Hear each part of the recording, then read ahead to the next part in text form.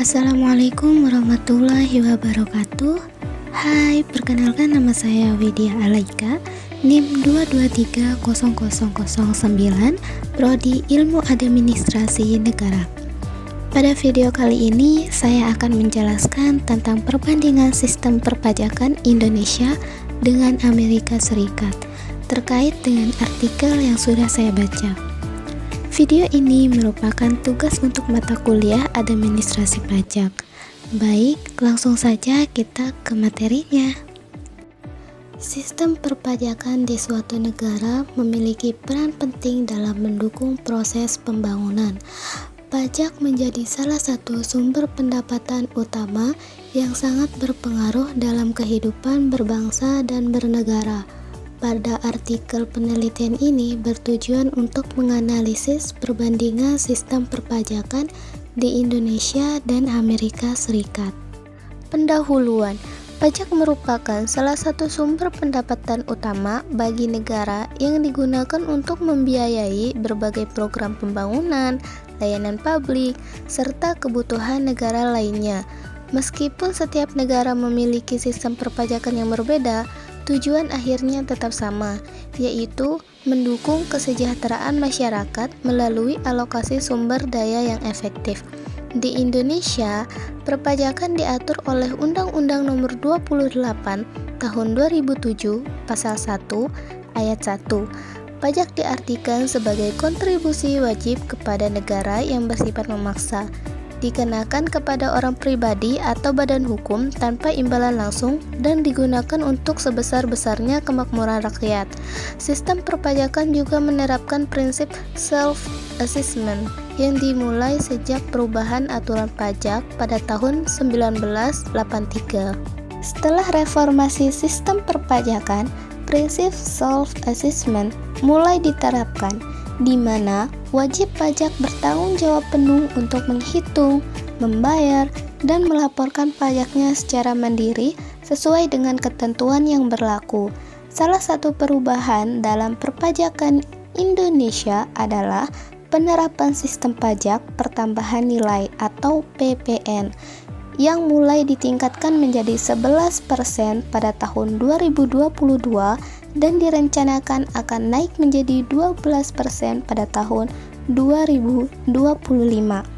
Sedangkan Amerika Serikat yang merupakan negara maju memiliki sistem pemerintahan yang terdesentralisasi mencakup 3 tingkatan, yaitu pemerintah federal, negara bagian, dan lokal.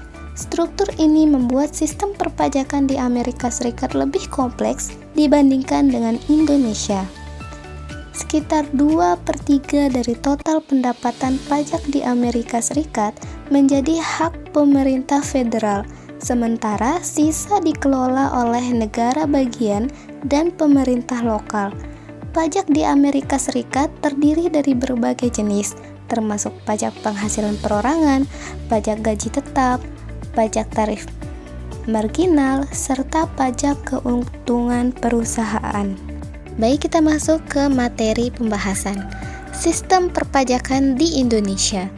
Indonesia adalah salah satu negara berkembang dan pajak menjadi salah satu sumber pendapatan utama negara. Sistem perpajakan digambarkan sebagai mekanisme pengumpulan pajak yang mencerminkan kontribusi dan partisipasi wajib pajak dalam menjalankan kewajiban perpajakan yang dibutuhkan untuk mendanai penyelenggaraan negara dan pembangunan nasional. Dilansir dari artikel 3E Accounting, sistem perpajakan di Indonesia terbagi ke dalam berbagai kategori sebagai berikut. Yang pertama, pajak penghasilan individu. Yang kedua, pajak penghasilan perusahaan. Yang ketiga, pajak pertambahan nilai atau PPN. Yang keempat, pajak penjualan barang mewah atau PPNBM. Yang kelima, pajak bea dan cukai. Berikutnya, sistem perpajakan di Amerika Serikat. Amerika Serikat menerapkan sistem perpajakan di 3 tingkatan pemerintahan, yaitu federal, negara bagian, dan lokal. Masing-masing tingkatan memiliki kewenangan untuk memungut pajak atas berbagai sumber, seperti pendapatan, properti, penjualan, serta berbagai bentuk keuntungan lainnya. Jenis pajak yang dikenakan meliputi pajak penghasilan, pengajian, properti, penjualan, keuntungan modal, dividen, impor, pajak atas perkebunan dan hadiah, serta biaya lainnya. Sistem pemungutan pajak di Amerika Serikat menganut prinsip self-assessment, di mana wajib pajak bertanggung jawab untuk menghitung, membayar, dan melaporkan pajak yang terutang secara mandiri.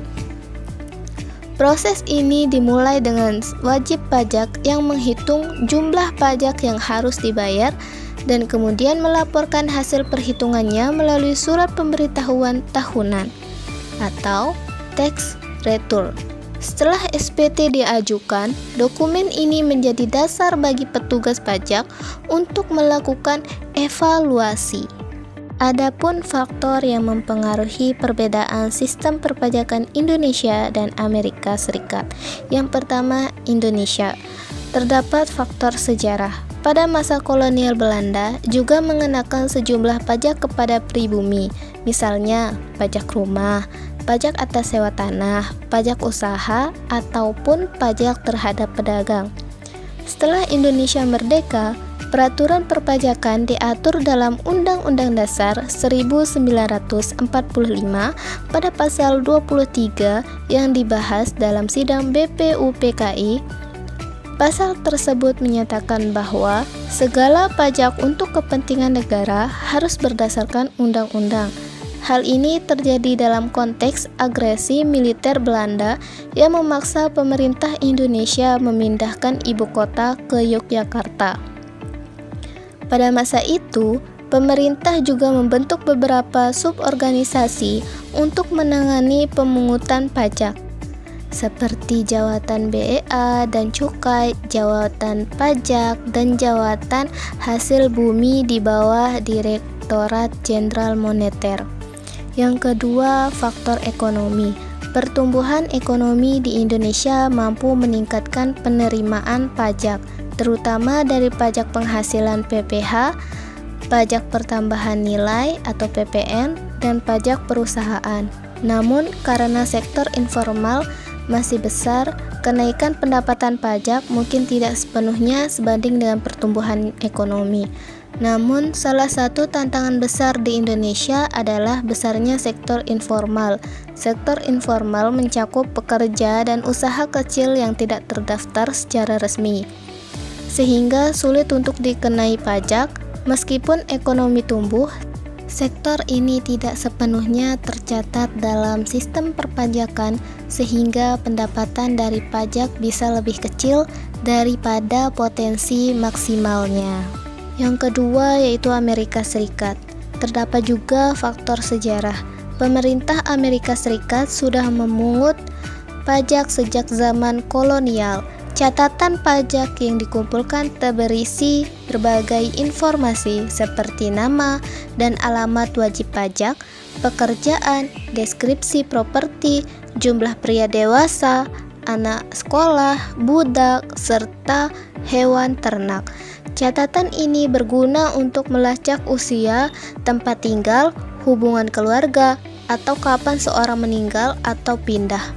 Beberapa catatan pajak awal disebut quittance, titles, dan poll tax.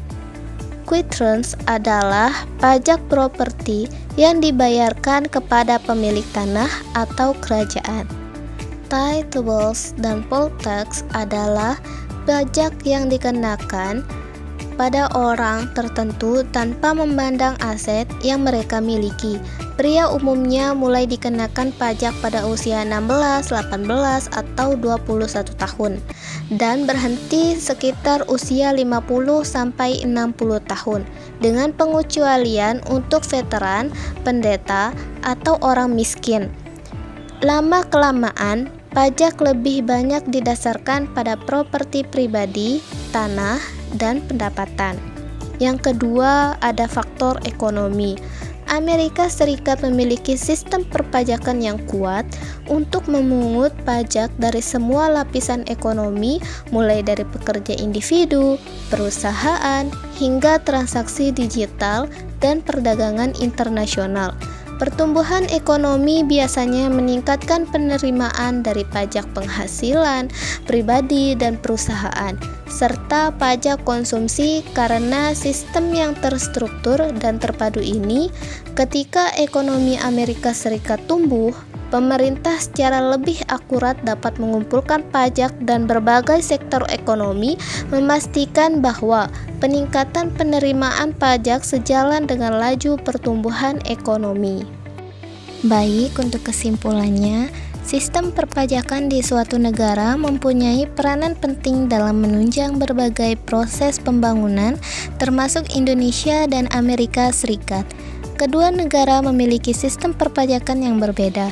Di Indonesia, pajak terbagi dalam beberapa kategori utama seperti pajak penghasilan individu, pajak penghasilan perusahaan, PPN, PPNBM, serta bea dan cukai. Seluruh pajak ini dikelola secara terpusat oleh Direktorat Jenderal Pajak. Pajak penghasilan dikenakan pada individu dan perusahaan, sementara PPN dan PPNBM dikenakan pada barang dan jasa. Di sisi lain, Amerika Serikat menerapkan sistem perpajakan yang lebih kompleks, dengan pengelolaan di 3 tingkatan, yaitu federal, negara bagian, dan lokal.